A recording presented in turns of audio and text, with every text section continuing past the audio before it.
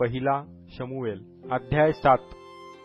यावरून किर्यात यारीमकर आले व त्यांनी परमेश्वराचा कोष नेऊन टेकडीवर अबिनादाबाच्या घरी ठेवला आणि परमेश्वराच्या कोशाचे रक्षण करण्यासाठी त्यांनी त्याचा पुत्र एलाजार यास पवित्र केले।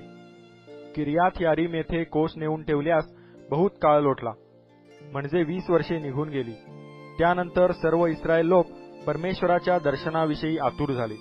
तेव्हा शमूएलाने अवघ्या इस्रायल लोकांस सांगितले, तुम्ही मनपूर्वक परमेश्वराकडे वळला आहात, तर तुमच्यातील अन्य देव व अष्टारोथ्यास दूर करा आणि परमेश्वराकडे आपले चित्त लावून केवळ त्याचीच उपासना करा, म्हणजे तो तुम्हास पलिष्ठ्यांच्या हातातून सोडविल। मग इस्रायल लोक बाल देव व अष्टारोथ यास दूर करून केवळ परमेश्वराची उपासना करू लागले।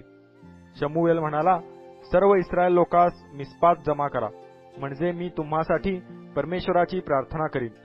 तेव्हा ते मिस्पात जमा झाले व त्यांनी पाणी काढून आणून परमेश्वरासमोर ओतिले व त्या दिवशी उपास करून ते म्हणाले, आम्ही परमेश्वराचा अपराध केला आहे। त्या समयी शमूएल मिस्पात इस्रायलाचा न्याय इंसाफ करीत असे। इस्रायल लोक मिस्पात जमा झाले आहेत हे पलिष्ठ्यांनी ऐकले, तेव्हा त्यांचे सरदार इस्रायल लोकांवर चढाई करून आले। हे ऐकून इस्रायल लोकांस पलिष्ठ्यांची भीती पडली। इस्रायल लोक शमूएलास म्हणाले, आमचा देव परमेश्वर याने आम्हास पलिष्ठ्यांच्या हातातून सोडवावे म्हणून त्यांची काकळूत करण्यास विसंबू नका। मग शमूएलाने एक दूध पिते कोकरू घेऊन व त्याचा परमेश्वरास निःशेष होम करून इस्रायलासाठी परमेश्वराची आराधना केली व ती परमेश्वराने ऐकली। शमूएल होमार्पण करीत असताना पलिष्ठी इस्रायलांशी लढावयास जवळ येऊन ठेपले।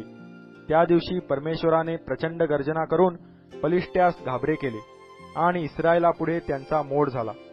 इस्रायल लोकांनी मिस्पातून बाहेर पडून पलिष्ठ्यांचा पाठलाग केला आणि ते बेत कारापाशी पोचत तोपर्यंत त्यास ते मार देत गेले।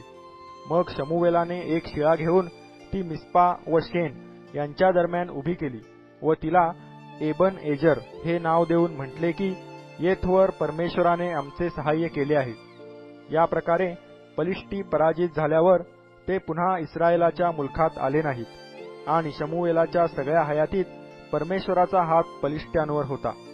एक्रोनापासून गतपर्यंत जी नगरे पलिष्ठ्यांनी इस्रायलापासून घेतली होती ती पुन्हा त्यांच्या ताब्यात आली आणि त्यांच्या आसपासचा प्रदेशही इस्रायलाने पलिष्ठ्यांच्या काबूतून सोडविला। त्या समयी इस्रायल व अमोरी लोक यांच्यात स्वस्थता होती। शमूएलाने आपल्या आयुष्यभर इस्रायलाचा न्याय इंसाफ केला।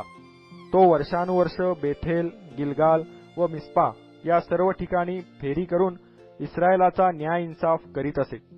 तो रामा येथे परत येत असे, कारण तेथे त्याचे घर होते। तेथे तो इस्रायलाचा न्याय इंसाफ करी। तेथे त्याने देवाप्रित्यर्थ एक वेदी बांधली